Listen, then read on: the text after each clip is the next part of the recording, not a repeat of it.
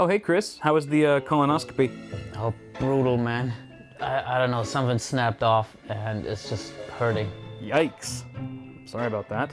Hey, you know how some dogs sort of look like their owners? What if case makers share the same traits as their cases? That's ridiculous. No, it kind of works, right? I mean, because like the Pure Base 600 is cool, right? And you're arguably cool, right? The case is super quiet, and you've always been on the soft-spoken side. Yes. See, it's totally true. Actually, there's one more thing we have in common. What's that? Well, after the colonoscopy, I think I also support a 360mm radiator. Does that like include push-pull or? The Pure Base 600 from Be Quiet offers a tempered glass side panel, sound damping material, and a highly versatile design. Ships with a pair of powerful PureWings 2 fans and intentional support for 360 radiators. Click the link in the description for more info. What's cracking, people? Welcome back to the channel. Hope you're all doing well. Today we are building a full-blown system from the ground up. The objective of this build is going to be so that theoretically those of you who might be building a system of your own at home can assemble it almost in real time as you watch me build mine. And so this is really just to help those of you who are maybe new to PC building, if it's your first time, or if you just need a refresher on how to assemble this stuff. So hopefully that makes sense, and it's going to be a lengthier video because of that. It's just more of a casual and relaxed environment to teach users or new users how to build a PC. I will say that even if you're not building a Ryzen system, so I'm building an AMD Ryzen PC, even if you're building an Intel-based computer, you can still apply 95% of what I'm going to be doing today to your system. It doesn't really matter. The only real differences are the CPU installation, which is a breeze on either platform, and CPU cooler installation, which in itself can vary greatly even on the same platform depending on which manufacturer of cooler you're going with. So that being said, ladies and gentlemen, am I just building this computer just for you guys? No, of course not. This is actually going to be my cousin's gaming PC that I helped him assemble, or that I helped him pick out the parts for. I actually did a video, you can go ahead and check that out, where I sort of make a parts list, and that parts list looks drastically different from the hardware you see before me because I went back to the drawing board several times and was like, no, that doesn't make sense. That's stupid. So I've swapped it out from, it was originally going to be an Intel system, and now it's AMD Ryzen. What do you know? It just seemed to make more sense with his budget and stuff. For those of you curious, the build we're looking at today is around $1,200 MSRP, you know, give or take $100 or so, depending on the prices, how they fluctuate all the time and stuff. But let's go ahead and go over the parts, shall we? One by one. I'm going to do it really quick because we've got a lot of building to do right afterwards. So first off, our CPU of the hour is the Ryzen 5 1600. It's a 6-core, 12-thread part. It boosts up to 3.6 gigahertz. I am going to try to push that a bit further with a manual overclock for Brandon. He's not into overclocking. He's not too familiar with it, so I'm going to try to squeeze the most performance out of it as I can with the help of this cooler. Now, this was originally the cooler that Brandon bought and paid for is this one right here. This is the Cryorig H7, a really great price to performance cooler. However, I forgot to tell Brandon to also pick up or order an AM4 bracket to go along with it because it doesn't come with one, so it's not supported with Ryzen natively out of the box. So it's going to take probably a few weeks for that bracket to get here. So in the meantime, we're using this Noctua NH U12S. Fantastic cooler. Brandon can decide if he wants to keep this one or swap it out for the H7 once the bracket arrives and that sort of thing. So that takes care of that. We've also got a B350 Tomahawk motherboard from MSI. This is a fantastic little budget board. I believe that this is one of the ones that has a PLX chip, so it supports Crossfire and all that jazz. It's really nice, sort of a black and red color scheme. Actually, the red is very subtle on the VRM heatsinks. Probably shouldn't clash with anything else in the rig, but fantastic little board here that is going to be paired with the GTX 1070 Superclock Edition from good old EVGA. This is still, I think, one of the more affordable 1070s that you can find on the market. However, it's a blazing fast card, and it's certainly going to kick ass and raid some frames for today's system. The memory kit, I almost forgot about that down there. It's a the 16 gigabyte kit. Where'd you get that 18 gigabyte kit from? 16 gig kit of G.Skill Ripjaws 5, DDR4 at 3000 megahertz. I am also going to try to overclock that to 3200, as that does help Ryzen in gaming performance some. Hopefully the B350 Tomahawk here is able to handle that. Our storage configuration consists of 2 drives, the first of which being a 250 gig WD Blue. That's actually an SSD, not a mechanical hard drive like you might have thought at first. Yeah, WD makes freaking SSDs now, and they actually call them the same name as their mechanical drives, which is super confusing, but nonetheless, this should be a pretty sweet SSD. I've never used it before personally, or tested it, so hopefully it works and it's fast enough. And we've got a 1 terabyte WD Black mechanical hard drive for his for all the games and stuff. Obviously, the heavy storage needs media, that sort of thing. I should mention that we are installing Windows 10 64-bit on that SSD as well. We've got the Seasonic G Series 650 watt power supply. This is a modular unit and 80 plus gold certified, yo. So incredibly power efficient. And it's also, what was I going to say? It's a Seasonic. Seasonic is a great power supply brand. They are very reputable. So hopefully this one will handle this this particular system just fine. And then finally, our case of the hour is the NZXT S340 Elite in white. I gave Brandon a couple options. He really wanted a white case, so I gave him this one along with like 3 or 4 other popular white cases. And this is the one he came out with. Was like, this is the one. This one right here. And I completely agree. I love this case myself. I've built a couple systems in it already. It's got a beautiful tempered glass side panel. It's got radiator support at the front in case he wants to upgrade the cooling solution later down the line. And it's just a really nice chassis for not too much money. And then finally, just to give ourselves a little bit of an aesthetic bump for the rig, I have included some Fantex white sleeved extension cables to make things look nice and pretty. Oh, there's one more thing. As a thank you to Brandon for letting me build his rig and film it on the channel, I am throwing in, free of charge, an NZXT Hue Plus RGB LED unit, which is probably the biggest, baddest, most awesome RGB accessory you can add to a system here in 2017. So that's going to definitely spice things up and add some bling. Definitely going to give us a bling factor for today's build. But those are all the parts, ladies and gentlemen. So I'm done rambling. I'm going to go ahead and start building. So if you guys, those of you who are building your own systems at home right now, what I'm going to suggest is that you grab your CPU, aka your desktop processor, and your main board or your motherboard, because that's generally where I like to start in a given build. So let's start there. All right, y'all. So you can see that I've taken the CPU somewhat out of its packaging. You want to make sure not to touch it unless you absolutely have to. So it's still sort of in a little box for now. But I've also removed the motherboard from its anti-static sleeve.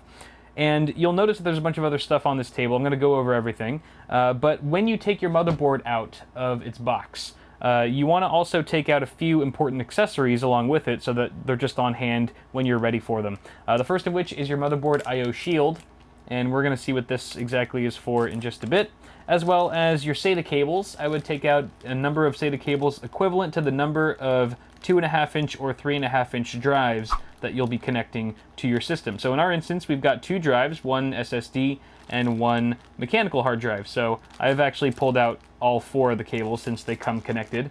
But you can take those out as well. And then your motherboard manual. So this is the Tomahawk manual.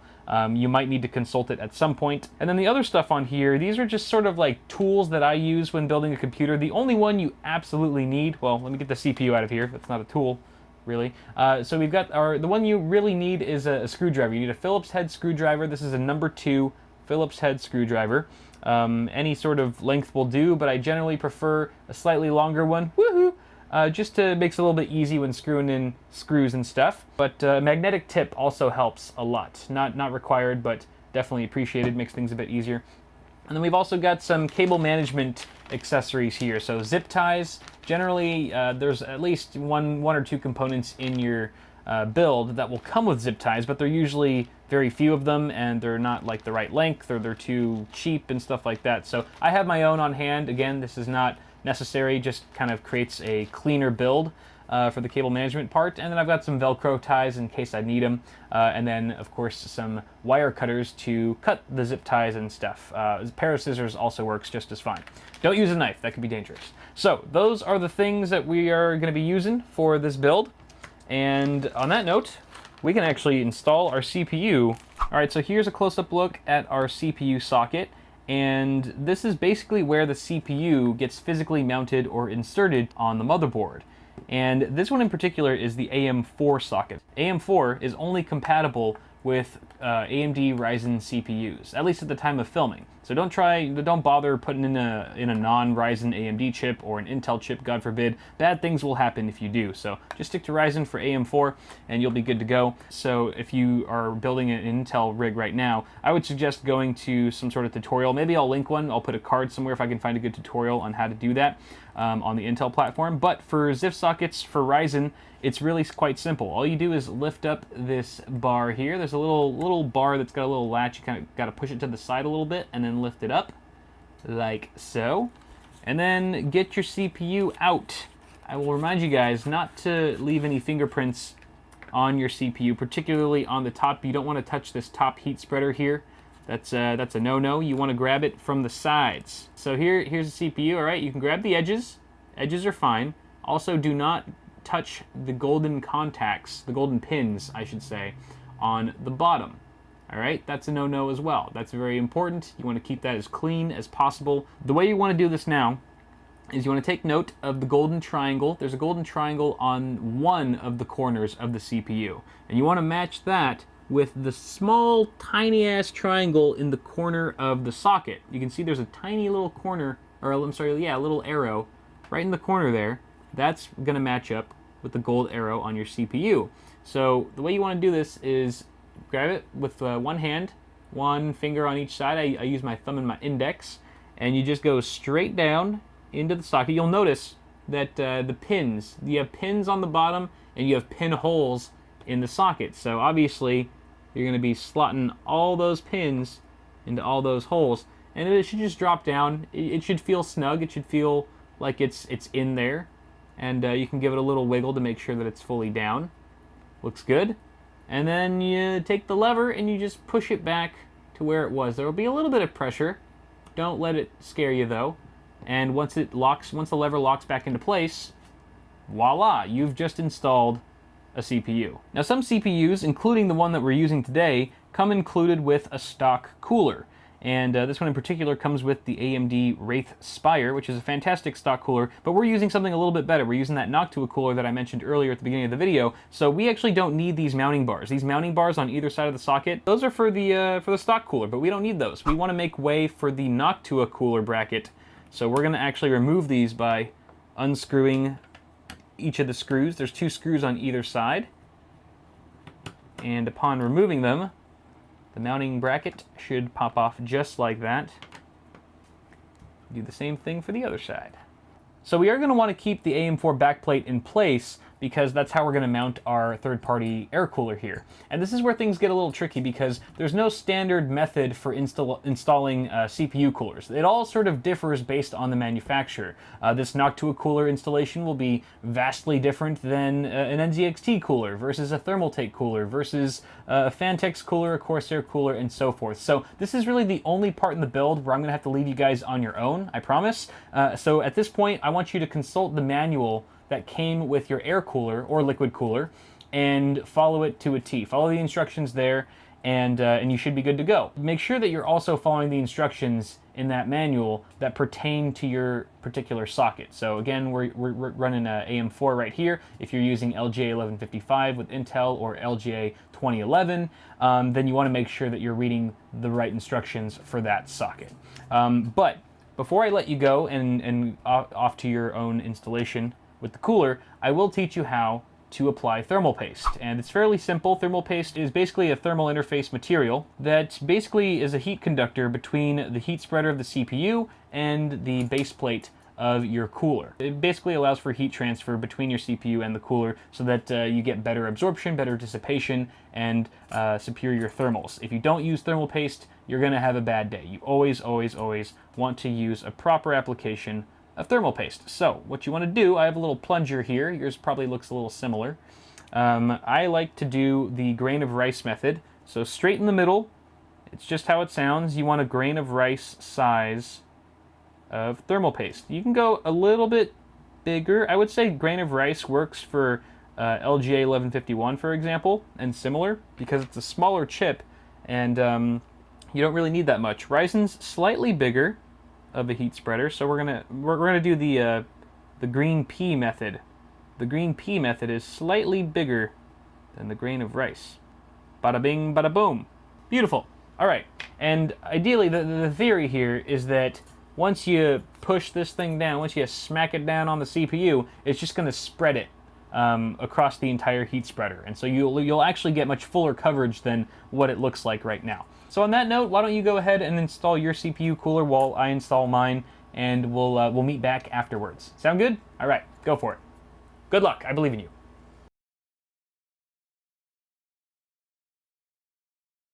All right, moving on to the memory. So installing the memory is one of the easier parts about building a PC, but there are a couple things to be aware of. The first of which is that you have these 4 DIMM slots. At least on this motherboard, there are 4 DIMM slots that you would actually populate, and they can actually be covered or blocked if you have too big of an air CPU cooler.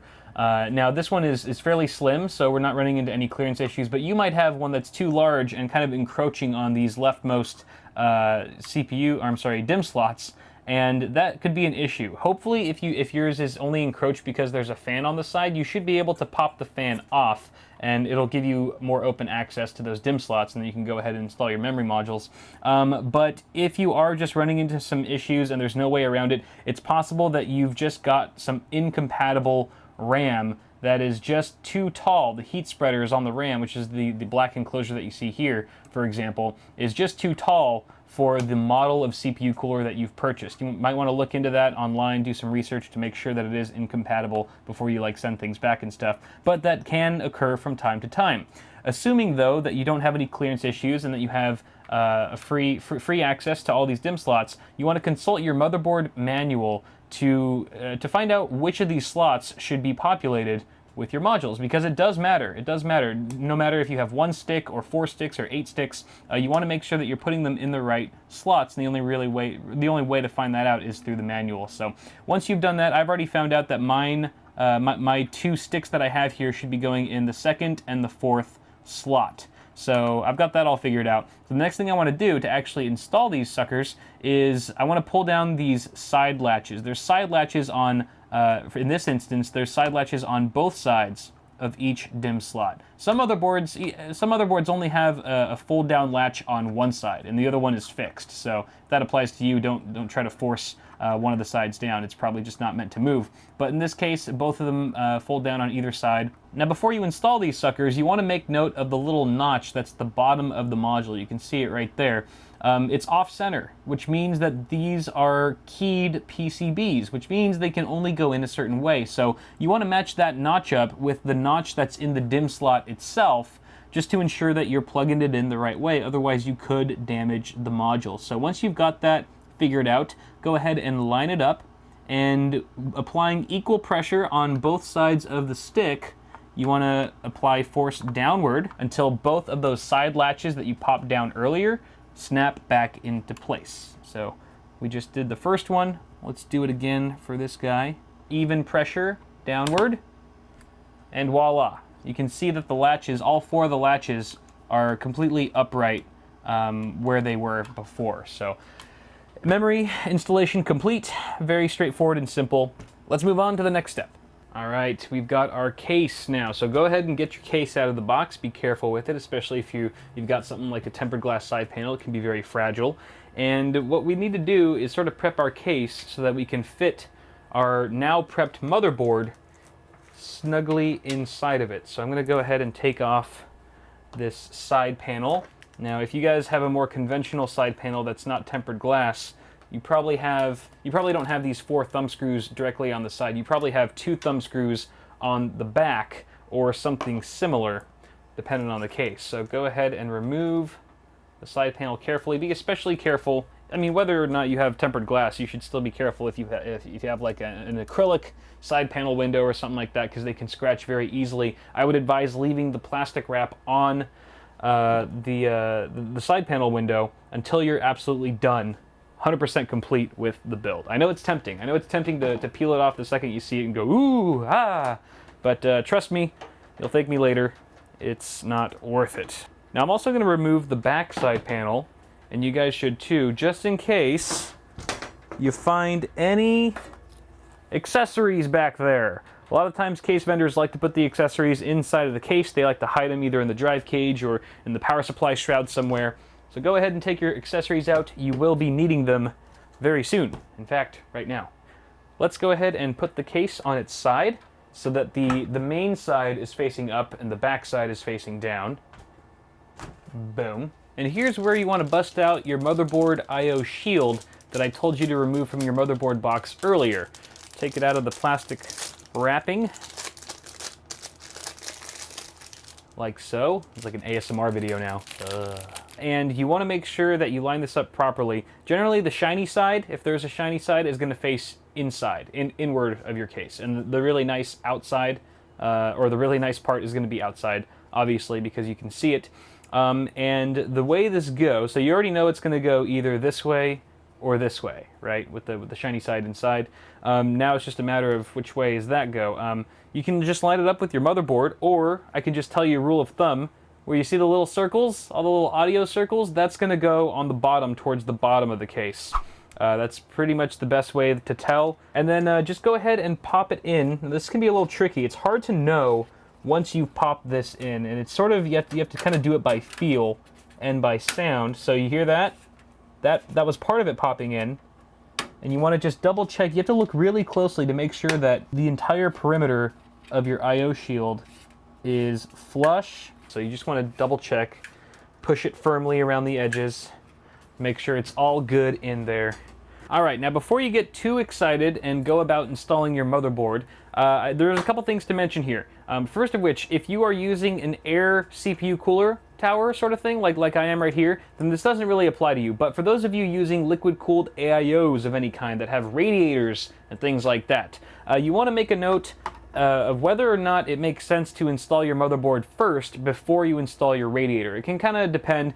For the most part, I would say the rule of thumb is you install your motherboard first and then your radiator, but there are some instances where the reverse is true and makes more sense for that particular configuration. So you just want to sort of think it through. If you're not sure, maybe just look up in certain manuals to see what they suggest, or if it's not there, look online, but that is something to point out. The other important thing to note before you install your motherboard is that you have your motherboard standoffs installed. Now, NZXT has already done us the solid of pre-installing these, and these are these little metal pegs that are sticking out of the motherboard tray that give your motherboard a little bit of lift. It kind of prevents the trace layouts on the back of your motherboard making contact with the steel surface of the case itself to prevent any sort of shortages and things like that. So it's very important that you have these in place. Again, NZXT's already put them here, and if you're lucky, you'll actually get one in the middle, a peg in the middle that's it's got a little bit of a tit on it, a little bit of a lift off. It's a little bit taller than the other ones. It looks a little different than the other guys, and that's just so that you can have something to latch onto. There's obviously a hole in the middle of your motherboard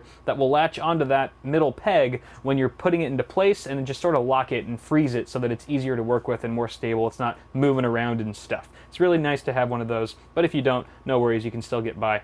Now, the other thing to be aware of is that not all standoffs should be in the same place for every situation. For example, these are in the ATX configuration for ATX motherboards, which I in fact have right now. So that's good. So I don't need to change anything here. But let's say you were building for some reason with a micro ATX motherboard and you needed to rearrange the standoffs to accommodate that particular form factor.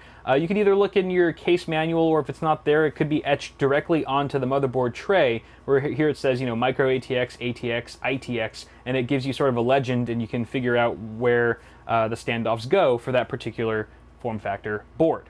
Now then, we can go ahead and mount our motherboard now that that's all out of the way. And I like to grab the motherboard by either side. I really try my best not to grab it by the CPU cooler. That's a bad habit of mine, I know, I need to stop. And then I just sort of just push it in there, just gently. I like to look at the back of the motherboard, or behind the case, so I can align the I/O, the rear I/O, with the I/O shield. And then if all goes well, the middle peg, the lifted peg, will latch on, and voila. The motherboard's not installed yet. Don't put the case upright. It'll just probably fall out and something will break. We still need to screw it down. So we've got some screws here. You're going to want to get the accessories out that came with your case, with your chassis, and then with your hopefully metallic tip screwdriver. This is where the metallic tip really comes in handy. You're just going to go ahead and screw those down. I should mention, when you're installing the standoffs underneath, you want to make sure to tighten them, but you don't want to over tighten them because they can strip and then they'll just like do the infinite spin, and that's not good because then these screws won't really go in at all. And then likewise, when you're screwing in these screws, you want to make them snug, but not too snug. Again, because you could strip them, and if you over tighten them, then removing them, when you remove them, you might actually pull out a standoff, or the standoff might come along with it, and that can be a pain sometimes to work around that. So you can expect with a standard ATX motherboard that you have to input about 8 or 9 of these screws. We only have to do 8 because the middle standoff is a raised one, but if yours is not raised and it looks like all the other ones, then you will have to put a 9th screw right there. And voila, now we can say our motherboard is properly installed. We can put the case up if we wanted to, which we're going to actually need to do now to install the power supply. Alright, so I've got my power supply here, and sure enough, it is partially modular, which means you have some of the essentials that are just hardwired into the power supply, and the accessories, or the peripheral cables, if you will, are separate. So you could plug these in as you see fit, depending on what devices you want connected, which is really nice. Helps clean up cable management a bit, because you're only connecting the cables that you need, instead of everything and trying to find a place for the ones that you aren't using. So I've kind of already figured out which ones I need. The ones that are connected are the standard essentials that most people will be using anyway, which is your 24-pin ATX. This goes to your motherboard directly, as does the 8-pin EPS. This is the CPU connector. And then we've also got one for PCI Express. This is for your video card. We've actually got 2 8-pin connectors. These are 6+2 pin design. You can see that they kind of split off, and this is going to be plenty for our video card, so we don't need to add additional PCIe cables to this guy. What we do need are our peripheral cables. So we need some SATA cables here, both for our 2 drives. We do have an SSD and a mechanical hard drive that are SATA. They use SATA connectors, so we're going to need to power them with this SATA plug. You can see that there's actually 1, 2, 3, 4 SATA connectors on this one cable. So hopefully if we wire things properly, and this cable is long enough, we'll be able to wire both of those hard drives with one cable. 2 birds with 1 stone, so to speak. And then we've got one more of those. This is another SATA cable, exactly the same as SATA power, that is actually a little bit shorter, and there's only 2 connectors on this one, and this is going to be going to our NZXT Hue Plus. You may have other SATA-enabled devices that need to be powered, such as, let's say, a built-in fan controller into your case. Or there's Molex as well. Molex is a completely different plug that did come included. We do have some Molex cables included with this power supply, but we don't have any Molex devices that are in this system, so we don't need to use those. The other thing is, with the matter of which way do you want to install the power supply, I generally say face down, especially with cases now having ventilation slots at the bottom with dust filters, as this one does. If your case does not have any sort of ventilation at the bottom here where the power supply mount is, then I would say flip it up top. Otherwise, I would go to the bottom. Now, this is a bit of a unique layout. Actually, there's plenty of cases that do this, but the S340 Elite actually has this bracket on the back with removable thumb screws, which you still, for some reason, need a screwdriver to remove. That's silly. And this is what you want to attach to the power supply first before you install it. I would say most cases do not use this method. Most cases you just slot the power supply in. Oh, that's the wrong way. You would just put the power supply in, and then you would just directly screw in 4 screws into the existing holes. But this is a little bit different. NZXT is getting all clever with it, so I'm going to get my power supply screws that came included with the case. I think you might also get some screws that come with your power supply, but more often than not, they're going to come with your case. So we're just going to mount this guy on here. Alrighty. Okay, now then, before we install the power supply, I'm going to connect all the cables that I need right now, because it's a lot easier that way to connect them outside of the case than it is to try to finagle them inside once the power supply is already installed. First SATA cable, and you want to make sure that you're plugging it in. It's all labeled, so it says PCIe, that's for our graphics cards, the CPU, obviously, and then peripheral IDE/SATA, which is what we want. That's the one we want right there. So you can just pop that sucker in and do the same thing for our other one. Boom. Okie dokie. So then now, what I like to do is sort of group the cables together and push them through the back side of the power supply mounting area and just slot it in like that and screw her down. Now some cases will have you mount the power supply from behind the motherboard tray this way. I'll just have you slot it in from this side as opposed to behind the case. But every case is a little bit different, so again, check your motherboard, or I'm sorry, your case manual for details. All right, that looks good for now. We're gonna leave the power supply cables as is for now. We're gonna move on to something else. Let's do the front panel connectors. Oh, how exciting. So here's a look behind your motherboard tray, and for starters you can see our power supply that we literally just installed with all the cables coming from it. But then you've got this whole other mess of cables that seems to be stemming from the front of your case. Apart from these two, these are fan cables, we'll talk about that later. And these are your front panel connectors coming from the front. Everything that's at the front of your case, including the power button, reset button, power and hard drive LEDs, USB ports, audio jacks, etc., that all needs to get wired to your motherboard one way or another, and that's what these cables are for. So each one represents a different thing. You've got your USB 3.0, which is the big blue one, USB 2.0, which is labeled, and these really tiny ones, these are really tiny ones and make up your hard drive and power LEDs, your reset button, power button, etc. And then you've got special things that pertain to only some cases, like your HDMI port here, if you're into VR, and an HD audio for your 3.5mm headphone and microphone jacks. So yeah, we've got these to plug in. We're gonna have to flip the case around so that we can start wiring these guys correctly to their appropriate headers. All right, we're on the other side of the case now. You can see I've already routed all of my front panel connectors through the various cutouts in the case. Now I did this strategically. I didn't just pick any old cutout and stick a cable through. I actually routed each cable through the cutout closest to its appropriate header, which is why the HD audio connector, or the HD audio plug, is right next to the HD audio connector on the motherboard. The USB 3.0 connector is right next to the USB 3 header on the motherboard, and so forth. So that makes it really easy for plugging and chugging, plugging things in.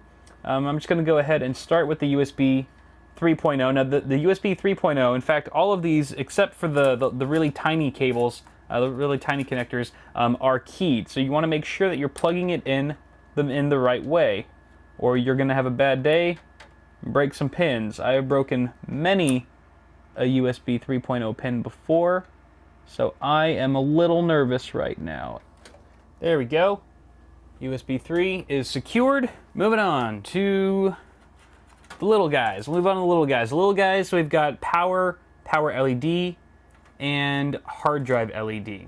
The common one that's missing here that the S340 Elite does not have is the reset button, but that's okay. We're gonna locate it on the motherboard. It's right here for this particular board. You're gonna have to look it up in your motherboard manual. Each board's different as to where these little guys go.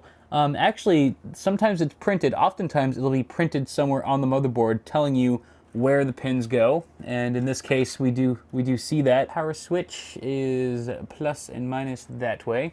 If you're not sure which way is plus or minus on the switches, I believe it's the you'll see a little arrow indicating plus, the positive. Side with the no arrow is the ground, and then we've got the hard drive LED, which is right there on the bottom. Underneath, this could be a pain. There we go. All right, little bastards are all plugged in. We can move on to our USB 2.0, which is right next door. This is also keyed, as I mentioned. And if one of these pins snaps off on any of these headers, you're pretty screwed. Oh, also, by the way, for the USB 3.0, I should have mentioned this earlier, I'm sorry. If your motherboard has 2 of those ports, it looks like you could plug it in either or. See how this one also has a USB 3 port down there? They are effectively identical, so it really doesn't matter which one you plug it into, just whichever one is more convenient or what have you. And then this is the HD audio. There she blows. There she blows. Front panel connectors are installed, ladies and gentlemen. Let's go ahead and do the fans next. I like to start with the little wires first, and then we can work our way up to the big kahunas, like our 24-pin ATX and PCIe after we install the video card and stuff. So, fans. All right. Fans, actually, we don't even have to cut right here. You'll notice that there are no fans at the front of the case, which is kind of odd, and that's by design because NZXT is expecting the user to install an AIO at the front of the case, which comes already with fans. So, since we're not using an AIO, we're using a air cooler, not a liquid cooler, we are going to install 2 additional fans for my cousin. So I've got actually 2 NZXT fans. These are from my my other NZXT case. These are 120 millimeters. They're exactly identical as the existing fans in the case. So we're going to install them at the front as intakes. And to do that, we first have to pop off the front panel of this case. You just pull it like that. Not every case will have the front panel pop off so easily. Some of them have latches that need to be undone and so forth. So let's just install these guys. There's a little cable cut out here. Can you guys even see what I'm doing? Yeah, you can. Where my fan screws at. All right, we've got direct airflow now going straight to the CPU cooler and soon to be the video card, which we're going to pop right there. And now we shall route all of the fan cables to the various fan headers on the motherboard. We should first locate where those headers are. There's one here, there's one here, and we got 2 up here. And then the 5th one is actually being populated already by the CPU cooler here, this fan. So you want to approach wiring your fans the exact same way as you wired your front panel connectors. Route them through the cutout that makes the most sense, nearest to the header you wish to plug them into. And generally, if you're dealing with a decent case, there'll be a cutout at the very top, a couple cutouts if you're lucky, which is perfect for these top mounted fan headers because they just kind of stay out of sight, out of mind. And this bottom one here, I think I'm going to connect the back fan because it seems the closest. Sorry, I know you guys can't see anything because my fat fingers are in the way. There's really no other way to do this though. Okie dokie, fans are plugged in. Next up, we are installing our hard drive. And this is a 3.5-inch drive, of course. We are going to install it in the only 3.5-inch drive cage in this case. And every case is a little bit different where the mounting points exactly are. Go ahead and consult your case manual for those specifications, and then once you know what you're doing, you can just pop in the drive, or there's different mounting solutions. Some of them have little like wing brackets that fold out the sides. Other ones you just screw them in like this. Heck yeah, going old school. You'll notice that there are 3 threads on either side of a 3.5-inch mechanical drive for the most part. You're going to want to screw all those down. Don't skimp. Don't think like, oh, I only need to put 2 in. No, put that 3rd one in, because there are moving parts in a hard drive, yo. Those moving parts, like a needle and a platter and a little green man. There's a little green man in every hard drive. No, there's really not. And if your hard drive's not mounted properly and securely in your case, then all those moving parts can end up making lots of vibration and noise, which is quite unsettling. Make sure you do your job and screw them all in. Now, this is a unfortunate design. I should have thought to plug or screw this in earlier. There's only one screw hole here on this side. The case only gives you 1 screw hole. So I'm screwing it in with my hand, which is not good. I'm gonna get a smaller screwdriver. I have a little screwdriver head here. That's really the only thing that I could fit inside of this tight space. Woohoo! Is just the tip. Woohoo!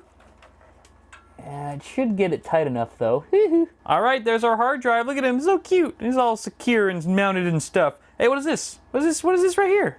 This looks awfully familiar. This almost looks like that one SATA cable that we had plugged into our power supply from earlier. Oh my lord, it is. And it is also, it's the same L shape. My goodness, so you want to line that up and just push it in. Just nice and easy. Oh yeah, right there.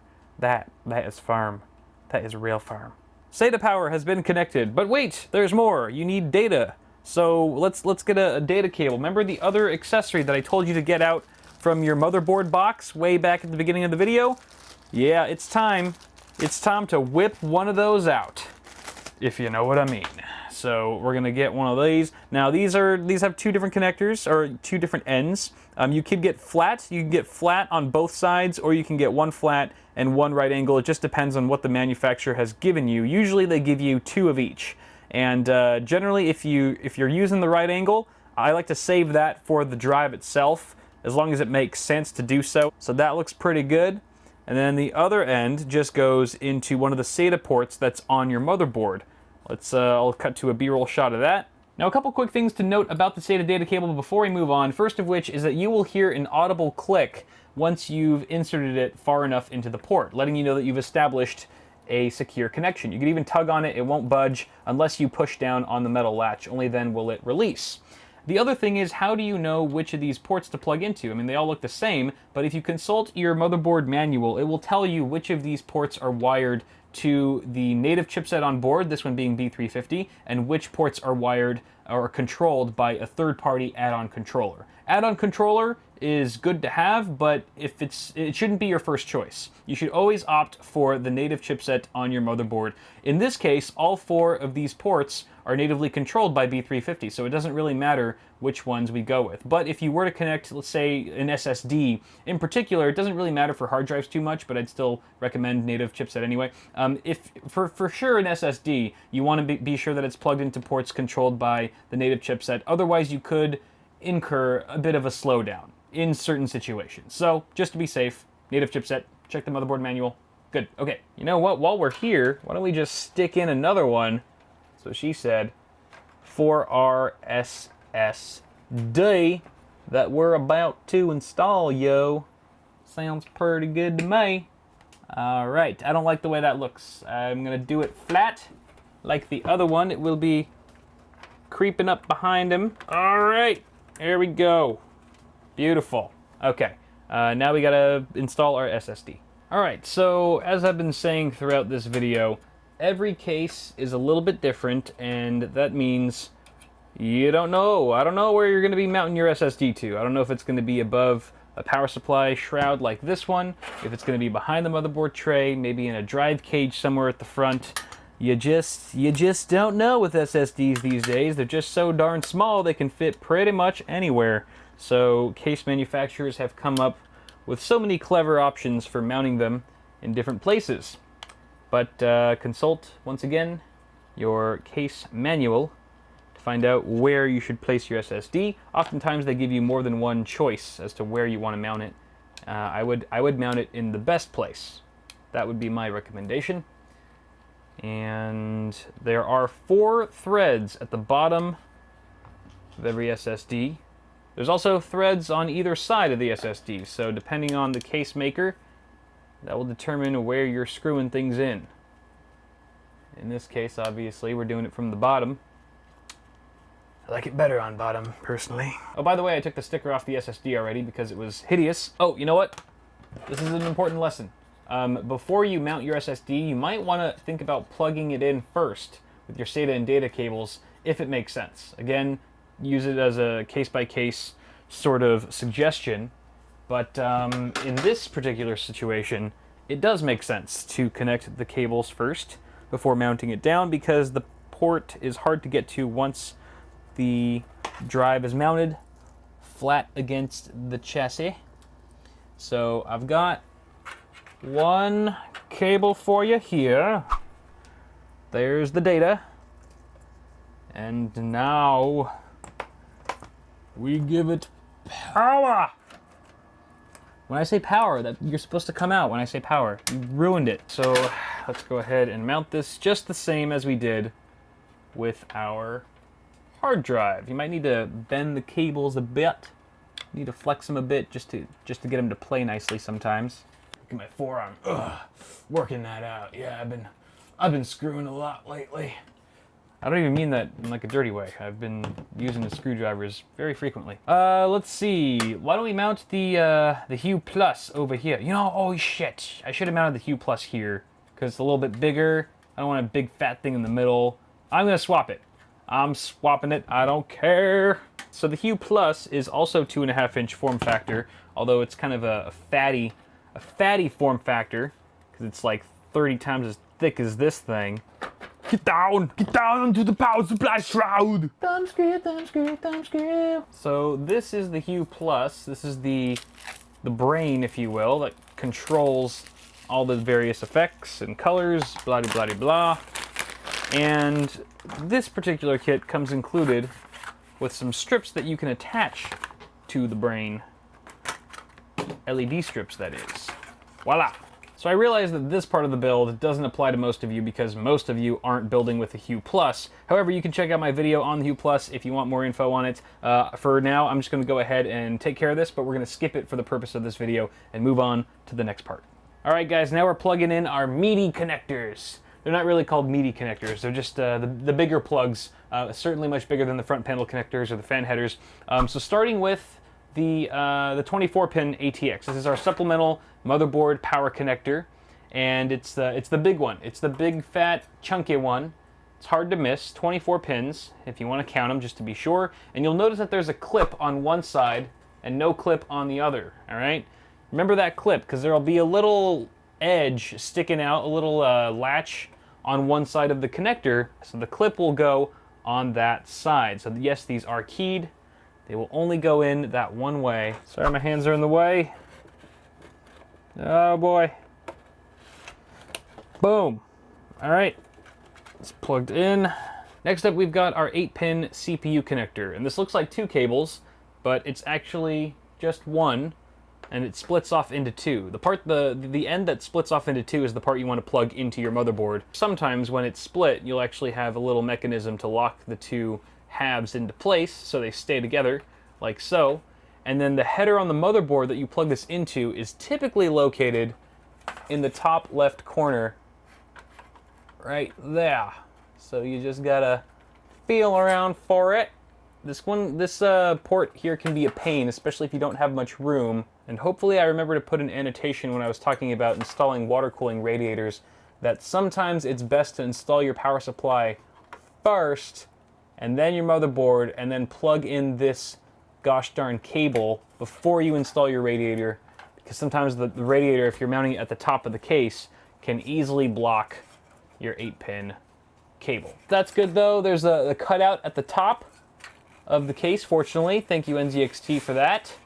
Just route it right through. Oh, there's our LED strip falling down. And then bam! Next up, we've got our PCIe extensions for our graphics card, but we don't have a graphics card installed yet, so we should do that first. All right, and moving on to our last component for today, which is the graphics card. Woo! We made it. Very exciting stuff, and this is a really straightforward installation. The first thing you want to do is consult your motherboard manual and find out which of these PCIe by 16 slots you should be populating. Typically, it's the top slot, but you want to check the manual just to be safe. And what you want to do first is lower the latch that's at the end of the slot you wish to populate. And then once you do that, actually kind of opens it up for access. And then you need to remove some expansion slots. And the number of expansion slots you need to remove depends on how wide your card slot width is. So this is a 2-slot card. You can see it's got 2 rows, 2 of these little rows here. You can look up the specs, the official specs on the manufacturer's website just to be safe. So you're going to remove, since we have a 2-slot card here, we need to remove 2 expansion slots. The first one being the one that's just adjacent to the slot itself. And then since we're going to need room below that, we have to remove the expansion slot beneath that first one. So very simple process here. You're going to want to undo the thumb screws. In the S340 Elite here, there's actually like a second panel, or there's like a big panel that you have to remove first in order to access the thumb screws. So I'm going to go ahead and do that first. Most cases don't have this, so that's one less little step you have to worry about. All right, so that panel's gone, and then you just remove the 2 thumb screws that you need to access their expansion slots there. Haha!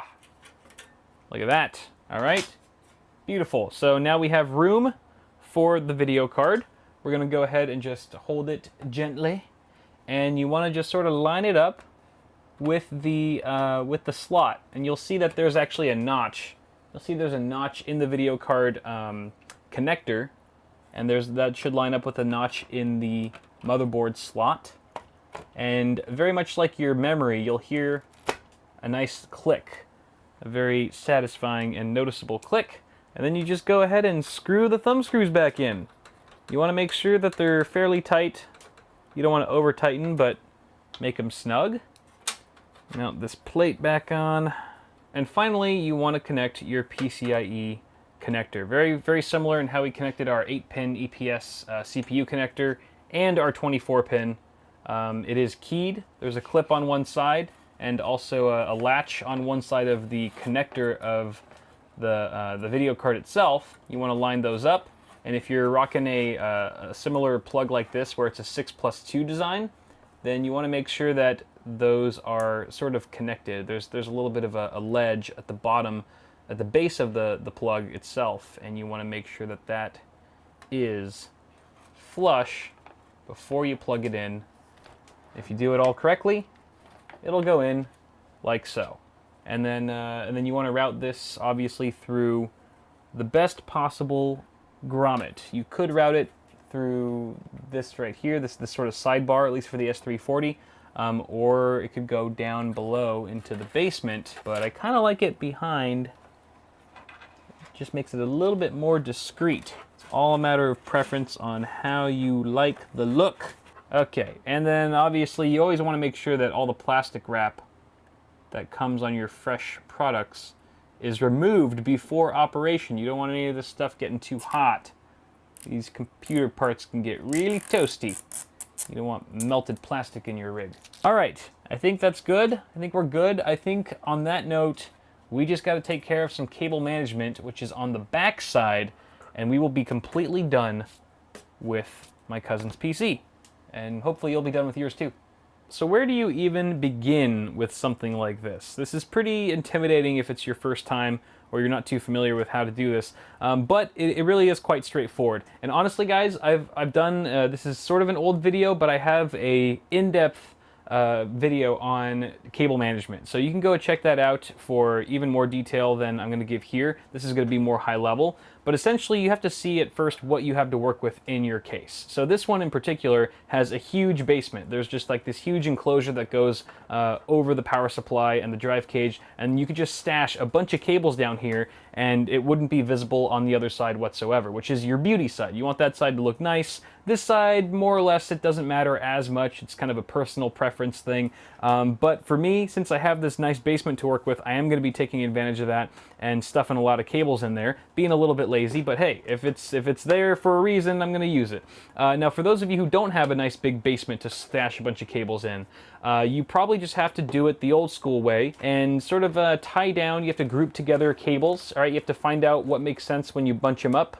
All right, which cables can be bunched together, and using zip ties in tandem with the tie down points that are around your motherboard tray, should you have them, is always a good idea. That keeps the cables really flat and up close against the motherboard tray so that you can fit your side panel on once you're all done.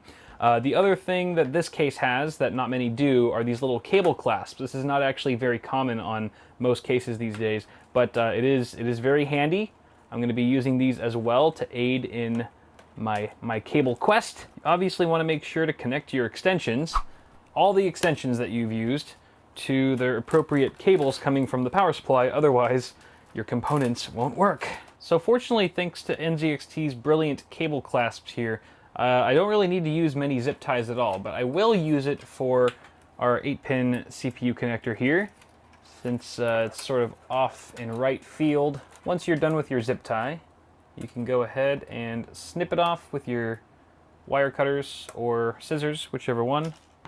And we didn't even have to use any Velcro straps because just the cable management in this case is super boss.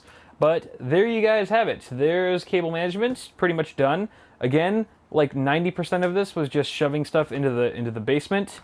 but hey, it works, and it's not too difficult to redo or rewire things or service it in there if we absolutely need to. But hey, holy crap, our build is done. That's a horrible angle. Let me go ahead and change things up for you so you can see what it looks like all powered on.